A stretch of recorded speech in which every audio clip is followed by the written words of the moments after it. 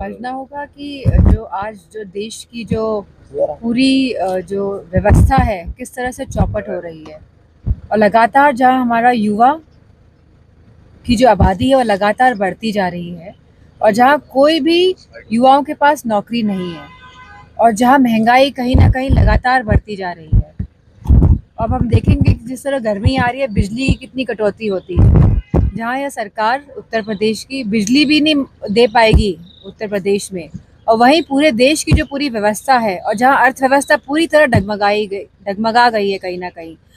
ना कहीं ध्यान भटकाने की राजनीति के तहत इस तरह की भाषा और परिभाषा कही जा रही है। हमें यह समझना होगा और जानना होगा कि इन लोगों की जो भावना है, जो भारतीय जनता पार्टी की जो भावनाएं हैं, बहुत ही हीन किस्म की हैं और ये कभी भी किसी भी समाज का उत्थान नहीं चाहते हैं। यह पूरे देश को लड़ाई में फंसा के उलझा के रखना चाहते हैं जिससे कि ये देश पे शासन कर सके। योगी आदित्यनाथ ने पीडीए की नई मीनिंग गढ़ी। उन्होंने बताया है कि प्रोडक्शन हाउस ऑफ दंगई एंड अपराधी, पीडीए को बताया है। अगर हम जिस तरह से परिस्थितियां हैं उत्तर प्रदेश की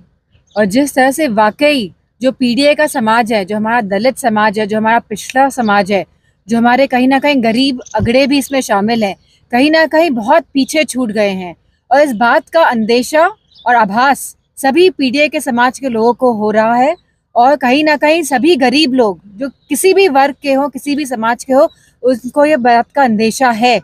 कि कहीं ना कहीं पूरी तरह से स्वास्थ्य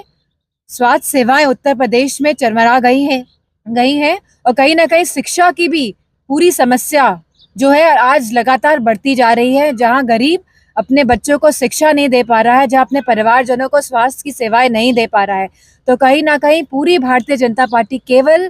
ध्यान भटकाने की राजनीति से काम कर रही है और उन्हें लोगों से और देश की जनता से कोई मतलब नहीं है। औरंगजेब की कब जो है सियासत तेज हो गई है। हिंदू जैसे जैसे चुनाव आएंगे पास और नजदीक, इस तरह की सियासत बढ़ती जाएगी क्योंकि यह जो इनकी जो भावना है, ये विभाजन की नीति और नीयत से काम करके सत्ता में बने रहना चाहते हैं। लेकिन मुझे खुशी इस बात की है कि उत्तर प्रदेश का नागरिक और हर जो मतदाता है वो अब जागरूक है, वो इनकी यह बातों को समझ रहा है। यूपी सरकार ने होली के त्योहार को देखते हुए मस्जिदों को ढकने की बात कही थी, आदेश किए लागू किए थे। कैसे समझते हैं, देखती हैं इस आदेश को? हमें ये समझना होगा कि ये लोग नहीं चाहते कि समाज में सौहार्द रहे, ये लोग नहीं चाहते हैं कि लोगों में विश्वास बना रहे, ये लोगों के विश्वास